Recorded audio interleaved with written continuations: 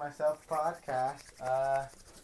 Today, New Year's Eve, December 31st, Mr. Ignacio Guillen's 21st birthday. Um, a lot of you guys do know, but a lot of you guys might not know. This is my older brother. Like I said, 21 years old today.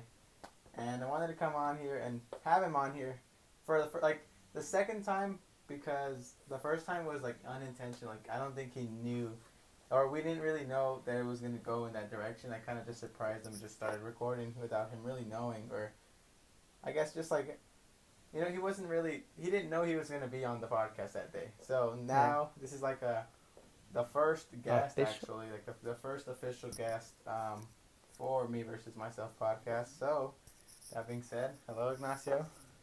How you doing, my friend? It's okay. How you doing? I'm doing great. How do you feel? Today's your birthday. What's going on? What's going on in your head? Well, I woke up feeling pretty good. I usually wake up kind of sad sometimes. Sometimes I'll wake up happy, or sometimes I'll just wake up in a mellow, normal state of mind. But today I feel really good. I feel excited also because I'm here, like he said. The last time we recorded was in January. So it's crazy that it's been almost 11, 12 months, and a lot of growth has happened for sure. But yeah, I feel good. That's dope, dude. So 21, legal, 100% legal or whatever. So how do you feel, I guess, moving into 21 years old? How has 20, or what has being 20 taught you? Well, it's taught me that I really need to be patient with every goal I have, because I feel like I try to rush to the end a lot, or try to just get to the end so that I can say I did it, when in reality, like, the journey is what is like the most memorable. And well, yeah, moving into 2021, I definitely have a lot of more clear goals, and I have a lot of more clear ideas and more strategy towards how I want to execute them. For example, like my music career is always something I need to be working on. So definitely, I want to be practicing more music. I want to be learning more instruments. I want to make more content, as in like maybe making my own arrangements or just recording myself playing music, so that I could share that with people. Also, another thing that I've learned now that I'm moving from 20 to 21 is that, well, I'm officially an adult, like there's nothing left for me to really run from or hide from, I guess. Like from here on out, it's just the world, me against the world. Because, well, eventually I'm going to be moving out of here. Not soon, but definitely that's what happens when you get older. You move out, you can fly, exactly. Like your parents just let you fly. Because, well, you need to go out there and get your own fish, get your own bait, get your own food. Yeah, I feel that, me too. Especially, since, not like I'm turning, but like since the Should we look at each other maybe? Yeah, we're good. No, it's fine. We're talking to them. So we're talking to everyone. We're talking to everyone. But, so moving into the new year, it's crazy because, like, a lot of the things I've been preparing myself, or the things I've been going through, for example, like you said, being more patient. I've just been enjoying, or I've been in the process for a while now, and it's been cool to see, like, for example, me from like the past 6 months to now, which even from like my birthday to now, after like the 75-day sober thing, definitely from that to where I'm at now, it's cool to see that I've been in the process, like, so now it's like, yeah, it's a new page, but like there's a clear like thing. I got to like I feel like I'm at a point on like the climb where it's like, okay, like this is cool that I can see everything else that I've accomplished, but it's like, all right, that's done, like let's keep going. Let's keep going, And definitely like excited to keep going and like pursue new ideas. And like I've told you before, next year, 2021, I really just want to learn a whole bunch of things. I've wrote that to I've made it clear within myself that I really just want to learn a whole bunch of things. And through learning those things, I'm going to develop so many more skills, and I'm going to have so many more doors that I guess I want to open up. And could I add something there? Not just only that you're going to be adding a lot more skills, But one thing that's also been very clear to me now that I'm turning 20, 21, whatever, or like just that I'm getting older, is that we, you, I, me, as in you, we are our greatest asset. And like he's saying, he's trying to learn new things a lot next year. And I'm trying to better myself too and add more to my arsenal in a way. Like add more value to myself so that I can bring more value to other people.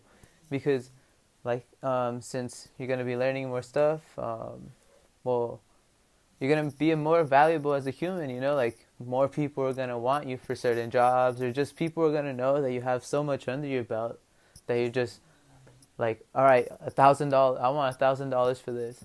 They're going to pay you because you're worth those $1,000. So it's always good to work on yourself.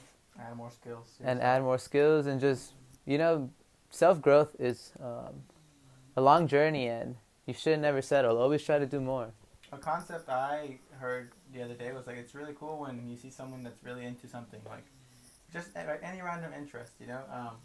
Like recently, so I watched the Queen's Gambit like 2 days. Like I binged it in like 2 days, and dude, it was just cool because of that concept had been lingering in my head of like learning a skill that not a lot of people know, or not even that not a lot of people know, but just being so dedicated or being so focused on the skill that's so respectable.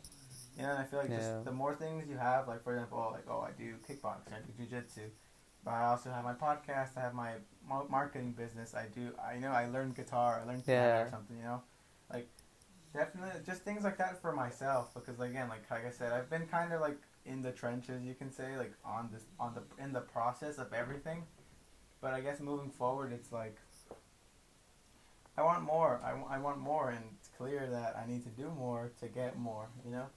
Yep, I feel that. And I feel like a lot of it comes with sacrifice, you know, like definitely sacrifice is very, very like key into like getting the things that you want, because it's like it's. I feel like when when you want something, you kind of know how to go and about and doing it, but like doing it is a whole different other concept.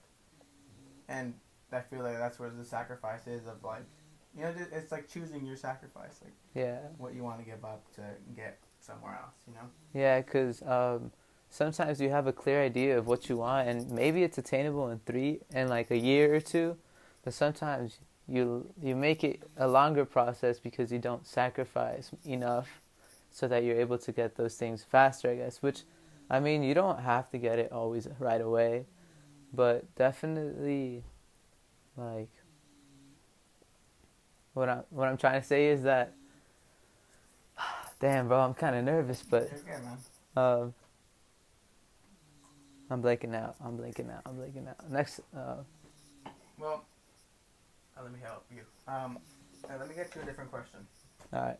Okay, so how does music help you express yourself? Damn. I feel like with music, I'm just free because, well, I feel like whenever I play the clarinet, which is my specialty, I would say, like it's my favorite thing to play because I've just been doing it for so long, and well, it's just what I'm good at. Like I guess I'm good at other little things, but like clarinet is like, clarinet is a part of me because I've been doing it for so long. And well, I just feel like with my clarinet, I've been able to express whenever I feel sad by playing a certain way, or maybe like if I feel happy, like I'll play a different way, or I just add a little bit more flavor. And or especially one thing that I do when I play music is that I close my eyes, and I feel like when I close my eyes, I go into the flow state, whatever, or like I'm just so focused on just producing the best sound I could do, or just present myself even better, because I feel like, well, with clarinet I express myself the best like with clarinet because that's like my second voice. Go girls, go go go go. I feel like, yeah. I feel like, well, I express myself with clarinet when I'm at parties or when I'm at weddings or stuff because, well, one, I feed off other people's energy, but also, I don't know, when I play music, I feel like I'm in the Zen mode, and that's usually what everybody is trying to get to, stay in that flow state. But just because I'm in flow state sometimes doesn't mean that I'm always in a flow state, because it's hard to tap into a flow state. But definitely music, I just express myself with it because I feel free, I guess. So is like that flow state like the most peaceful place, I guess, on on this earth? Like, okay, for example, like that's very circumstantial, like Yeah. like whether or not you're in the flow state, but like the times that you do tap into that flow state, like is that like the most peaceful, I guess, realm physically here? I would say yes. It's not the only place, but but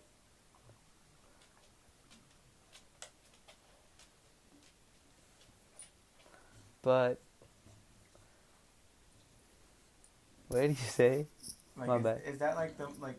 Okay, is the flow state like one of the most peaceful places for you? Like, I guess like on this earth. Yes, like, because let's say I have an argument later, or I'm like not in a really good mood. Like once I start playing music, like everything just goes away. Like I'm not thinking about what happened a couple seconds ago, or a couple minutes ago, or even like a couple days ago. Like I feel like it is one of the most peaceful times that I'm able to just like definitely not think about anything, because yeah, I'm just so focused on making music that I feel like everything else doesn't matter, because music is what makes me happy. Yeah, it's like a different, it's its own realm, I guess. Yeah. And do you ever experience that also when you're just listening to music, like even if it's just music? Yes, I feel like I appreciate all types of music. I love jazz music. I love mariachi. I love banda. I love classical music, and well, when I'm listening to jazz the most, I feel like it's when I'm like I appreciate what a certain artist does in a certain solo, or I appreciate the rhythm of the drum set, or I appreciate what the bass is playing. Like I feel like I when I listen to music, I'm not just listening to it as a one. I feel like I hear everything. You're like dissecting it. Yeah, and like what knows that like, oh, that was cool, that was right. Yeah, or it was just like, oh wow, what a beautiful chord, or like, oh okay, augmented, oh this, oh wow, like, dang, like. I feel it because there's a similar thing to me too, like with something like with percussion or like bass, and I feel like cause tuba and like tambora, like I know that's really ingrained in me, and sometimes like, I'll hear like a bass line or like I'll hear like some shit, I don't know, like I can't necessarily say like what it was musically, but from whatever my ear is that I developed musically, like. It's like you could admire it. It's like, okay. Yeah. Or like the drum beat. Sometimes like Kevin Parker, I fucking love his drums because like he'll throw in some stuff and it's just like, it was like, that's slick. Or with freestyling and like listening to like rappers. Oh yeah, definitely rappers. I like flows. doing that when it's like, hearing one word and seeing how it went with the last thing and like, yeah, it's insane. Yeah, that is. I feel that's cool how, like as a musician you like dissect it. Because even like me too, like the little bit I know about like jiu-jitsu, like seeing certain people roll and like seeing, okay, he's doing that, and then that's gonna I think of something that person could do, and then say for example they do it and it's like, or like even UFC now that I know the terms and like know what the commentators are saying, like, and why they're saying it, and like I'll be like, oh, left kick, and like the commentator will say left kick because it's just that's what it is, and I see it now. I see it that way now. It's really cool to dissect, like, okay, jab, set up here, sit up here. Like, that was one of the things when I watched the Canelo fight, dude, like 2 weeks ago. Oh, yeah, that was a good fight. Like, ever since, like, I guess now, since I've trained boxing more, and, like, it's been half a year of me training that, I don't know, it's cool to see it, too, because I see, okay, he sets up his thing with this, and, like, I see him moving around, and I see how, okay, he's moving that way. It's cool to, like, I guess, how, when certain things are very, like, important to you, you can dive into it and understand it a different way, or see it a way that maybe no one else does.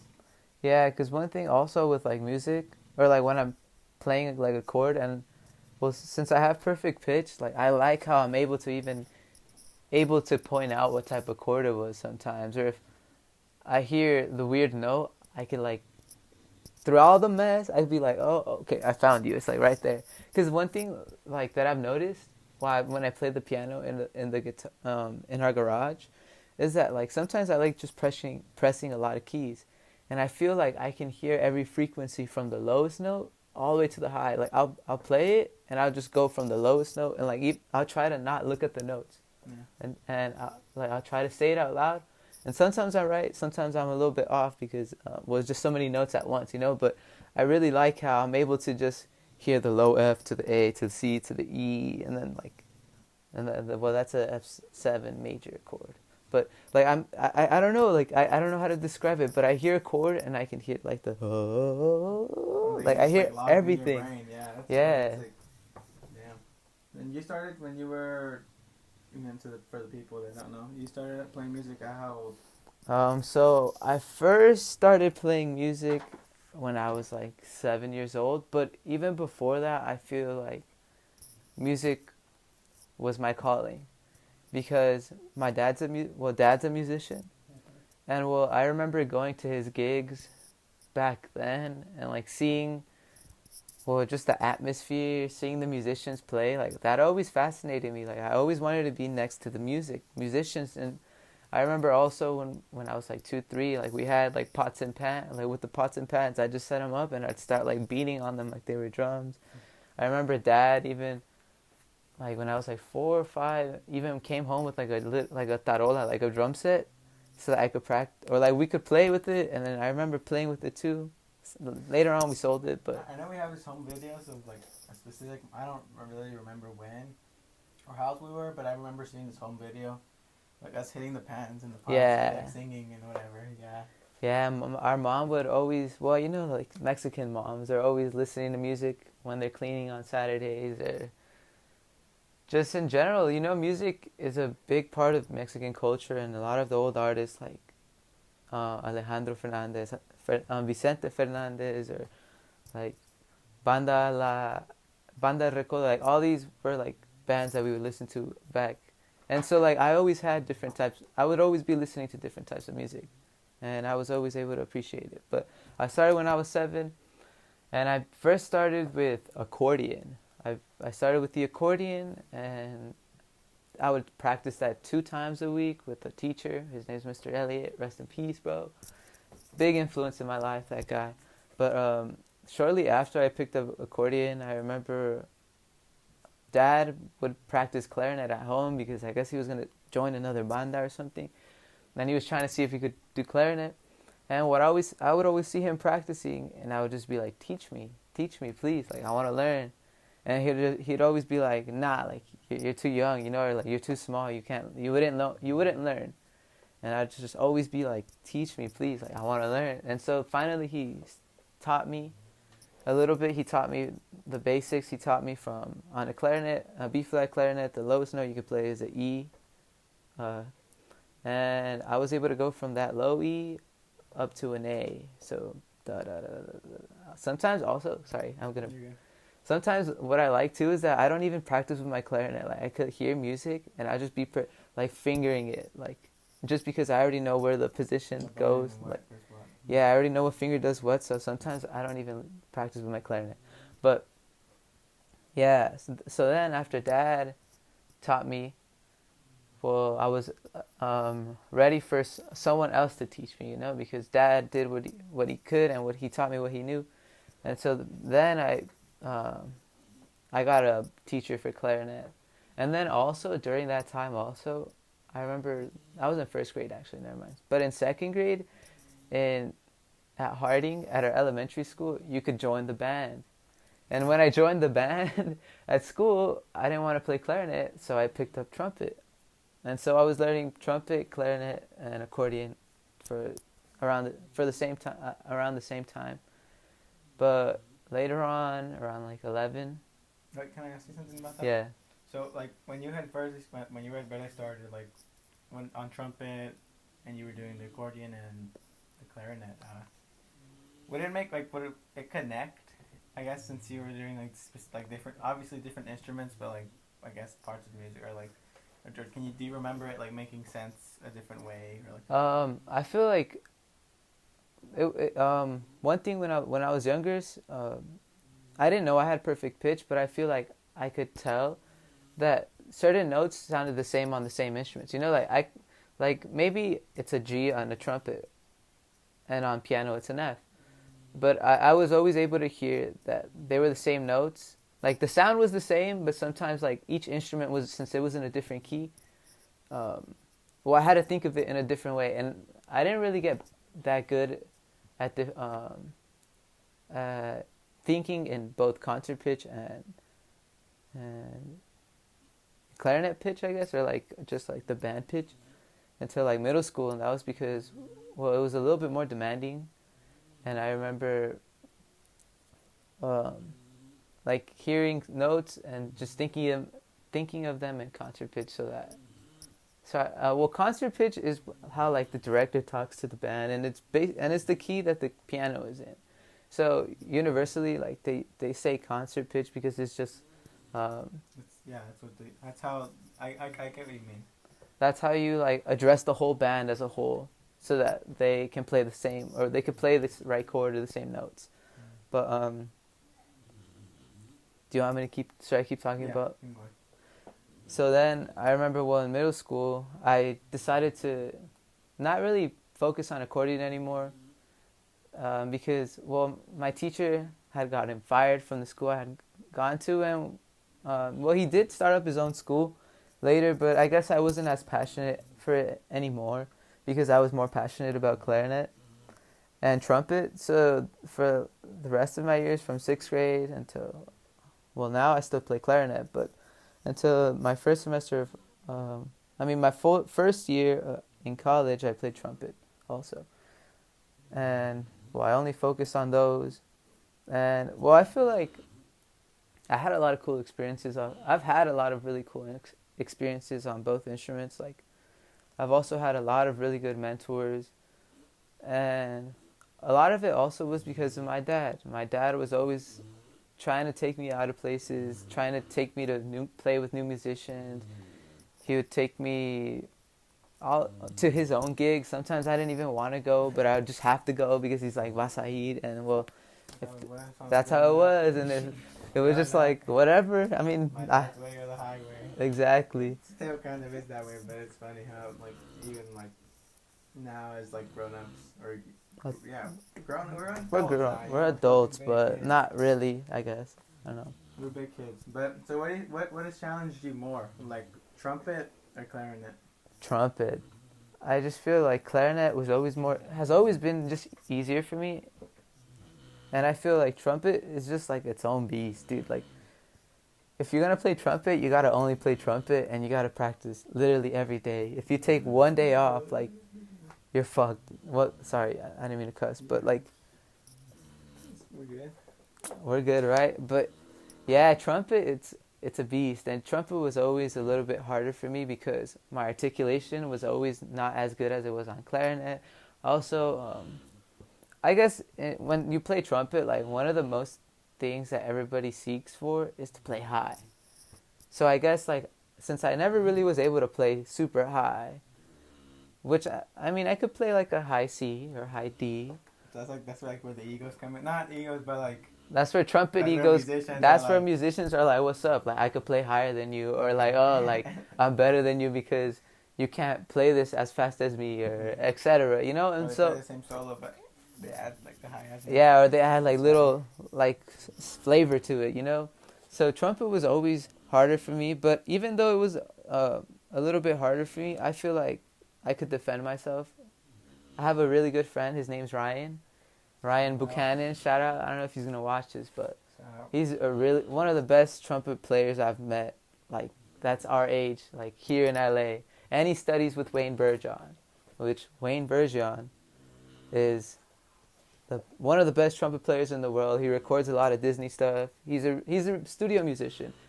And, well, that's what my friend wants to do. But something that he told me in college, which, kind of made me sad, but also was just like an awakening moment for me, because while I was in college, I wasn't really happy there. And, well, I remember Ryan telling me, he's like, you're a really good trumpet player. He's like, you're a good trumpet player. He's like, you're better than the average. He's like, but, like, you're not.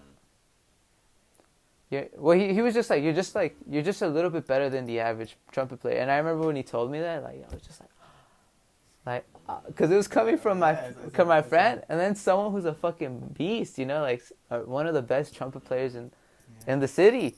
And well, I remember I didn't take it to heart. It did hurt a little bit, but it was just like, he's right, you know, like I'm not passionate about this instrument, and I'm just doing it because I'm supposed to be a music teacher, or I'm supposed to go to college, and I'm supposed to play 2 instruments. In my head, this is what I would tell myself. But after he told me that, it was just like, dude, this guy's so right. Like, I spend so much time on because I was very one thing that struggled with a lot with trumpet was that it was always just like, oh, like I know I could do better. I know I could do better. Like, it was never like I'm satisfied, because it was just like there was always someone above me. And also, like I said, it's just a very demanding instrument. Like, you need to dedicate just to that instrument. And well, since I was more passionate about clarinet, but I was focusing on trumpet, like it was just like, and definitely like when he told me that, like it was eye-opening, and I was just like, clarinet's what I need to focus on, because that's what I'm best at, and that's where that's what I want to, yeah, that's my nature. I'm more natural to that instrument. That's cool. So, like, you think, well, I'm sure since you practice clarinet more, that's where it's easier to like express yourself, or like Yes. like really just feel, or just come up with more things like on the spot for clarinet than like with trumpet. You think, like even at your peak? Yes, because I mean, my peak like, was like right here, guys. Peak, but like I mean, like no, I understand what you're saying. But when you were sharpest, you know, the sharpest when you were maybe practicing the most, or you were going to this place to practice here, like. Yeah. A part of your career, and like I guess like one of your highest careers, as you can see, versus like clarinet. So on trumpet, I did feel limited, like you said. I feel like on clarinet, I am able to express myself better, because on trumpet I just felt limited. Like sometimes I would have ideas, or like I said, I have perfect pitch.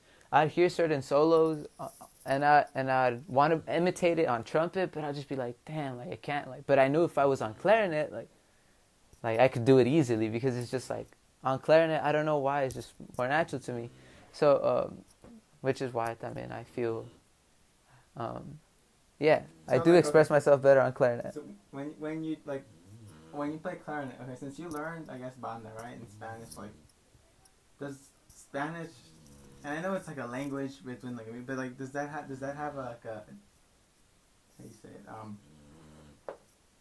like, does the Spanish come out when you play, for example? Like, I guess since you play like very Latin sounds, for example, like when you think of like another thing to play, like, is it kind of default like Latin kind of thing, or is it just like literally like anything you create? I don't know. I don't know if that makes sense. No, I understand what you're trying to say. Learning clarinet learning how to play Latin first. Like, well, I've been playing all my life Latin on clarinet, like Latin music. Like, that's helped me out a lot, because I'm able to transfer, like, I'm able to change my sound easier than a classical musician, for example. So because it's like, yeah. Does that mean, like, since like Latin is its own like color palette, for example, right? Like, you have different colors than say more standish, like a orchestra. Or, I get what you mean. Like, I guess, like, does the Spanish come in, like, culturally wise? Like, does the flavor, like, that affect the flavor? Like, how much does that affect, like, or how much does that come in when you play or when you think of music? Like, I feel like my Spanish is always more dominant than the American or the other side, I guess, or whatever you want to call the other side. Because I don't know, I just feel like it's more romantic. It's more like flavorful. Like, it's like you said, you have more broader colors on the color palette, because you're swinging a little bit more. You're not playing so straight. You're playing different types of chords. You're playing different types of note. Like in Latin music, although it has structure, it's not as structured as it's not as strict, and it's not as structured as classical music. So definitely when I'm playing, I feel like I like playing more like Latin or Spanish type of sound, because I feel more free. It sounds like okay. Yeah, that's what I meant when I meant like Spanish. But it's cool that transfers over. Yeah, it does. Like how you think about playing it and stuff. Um, that's pretty much all the goals I have written down. But like, what are you working on? I guess what's coming up for you in the next coming year? I'm definitely going to be working on my YouTube channel, on my Ignacio Clarinete channel. I feel like it has lots of potential. I just need to put in the work, and well, I'm going to be putting out a lot more tutorials and a lot more helpful videos for musicians on there and clarinet players. Like I have I want to make a tutorial for literally every song in the world. And I know that's something that won't be completed next year or in 2 years. Like this is going to be an ongoing thing, but it's just like the path or like the job or like the work I want to be doing for like the rest of my life. Just helping people, helping musicians, teaching songs on there, sharing my experiences. I also want to be working on learning more instruments, but also practicing a lot more clarinet, because my end goal on clarinet is to be able to record for like Disney or record big superstars or big names and make royalties so that I don't have to gig all my life. Because although I love gigging, you sacrifice a lot. Like you sacrifice family events, you sacrifice your own time sometimes, you sacrifice you make a lot of sacrifices, and well, that's just what it costs, to achieve your goals. But definitely, I don't want to be gigging my whole life. So for these upcoming years and next year, like I'm gonna be coming up with other ways to make more income come to me, or more sources of income. Yeah, I definitely feel like my finances are one thing I really really want to work on more, and just like I guess like I'm more conscious about it, like before it was like, yeah, like save money, or like, yeah, like don't spend money so much here or whatever. Like it's not about saving, it's just about like making money now, Yeah. For me it's more like, okay, like, yeah, I can save fucking $20 a week, but it's like, you know what, let me go make $100 a week instead of trying to save 20 and make it last for the next week. And definitely I guess like going into the year, I feel like that's one of the things I want to do is financially set myself up. And even if I'm not like financially free by the end of the year, it's like building up the skills so in like 2-3 years when I'm 21, 22, I'll be better there. And Yeah. because like I said, like I guess not necessarily the peak, but I guess this is a high point of like the journey.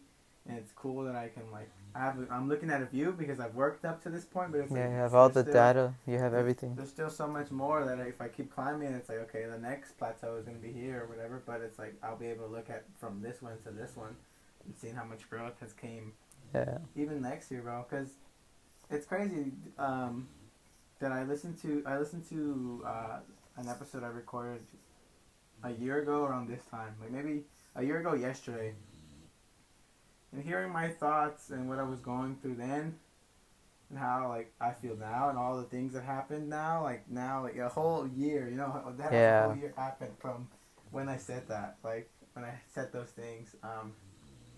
It's insane, and it's cool to know that, and comforting to know that some like the inevitable. I guess cooperating with the inevitable is such a cool concept. Yeah. And I don't know. Ever since I read or listened to How to Stop Worrying and How to Start Living by Dale Carnegie, like that book just taught me a lot of cool concepts. I was like, oh shit, like for example, like the don't saw sawdust. Like Yeah. that's one of my favorite things. So sometimes I catch myself like worrying or tripping or judging, and it's like, bro, like, what do you think? What are you doing? Yeah. Don't saw sawdust, and it's fucking true. Like if the paper's shredded, don't put it back in the machine. Like it's not gonna shred.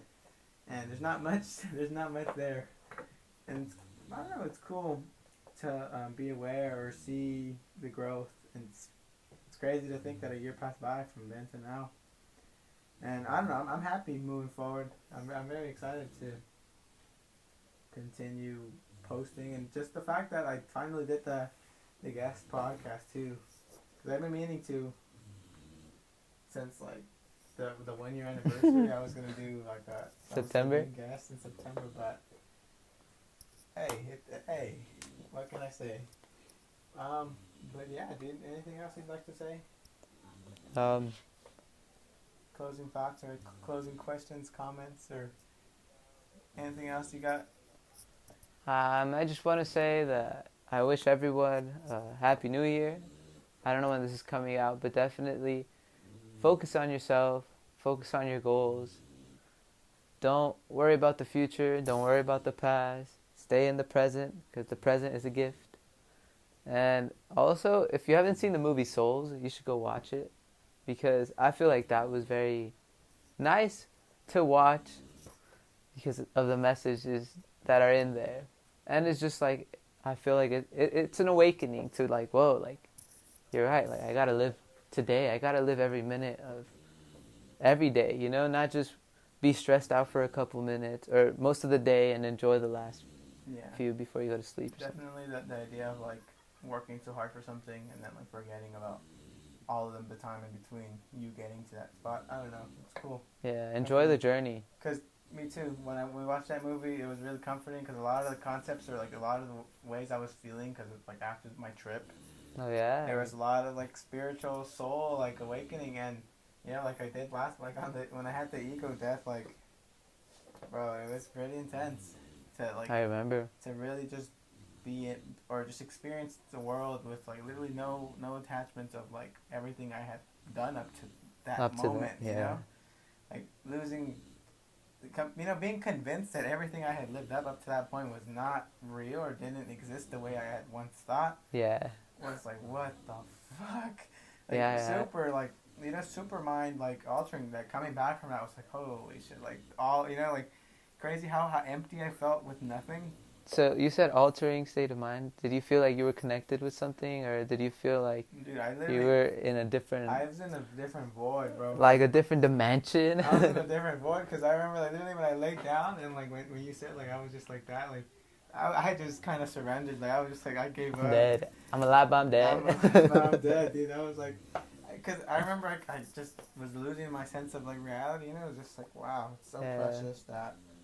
Every little thing, dude. Like, literally after that trip was like, wow. Like, even, like, that fucking dresser makes me feel at home and makes me feel comfortable and it makes me feel... Yeah, you appreciate it. This is my spot, you know? Okay. This is my space and that's part of it and adds to it. Yeah. And, like, I don't know. Like, definitely cherish now and don't get so caught up in yesterday or tomorrow because in the air of today is tomorrow's dust, like Kevin Parker says. No cap. And tomorrow is a new year, so 2020 is done, so we're done. 2021, I'm also not going to be smoking or drinking alcohol. I don't really drink alcohol, but definitely I'm going to be taking a break personally just because I need to focus on other things and I want to be focusing my energy fully towards my goals and no side distractions. Because weed is good. But I feel like I've had enough of it for a little. We're going to take a little break. But I'm excited to come back a year from now and just tell you guys about it. Thank you for watching. Thank you for listening. If you're on YouTube, if you're on Spotify. Or Anchor. If you're on Anchor FM. If you're in the United States or you're in another country. Because sometimes, I don't know. I don't really know. But sometimes it says people from other countries are listening. So if not now, in a few years... I will catch you guys on the top of Apple Podcasts or whatever. Take care, guys. Thank you so much. Again, this is Me Versus Myself, episode 67. Ignacio Guillen. Thank you for having me. I should have played something on the clarinet. Go get it. I gotta go make it. I gotta go. You gotta set it up? Set it up. Alright, let's do that in a second. That's for YouTube.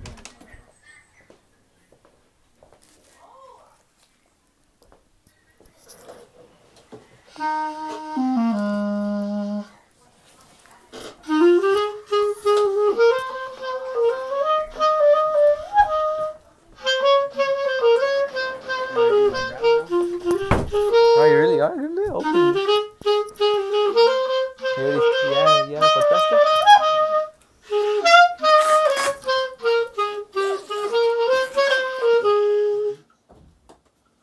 Thank you for watching. Thank Happy God. New Year.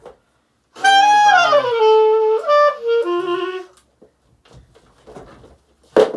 Oh.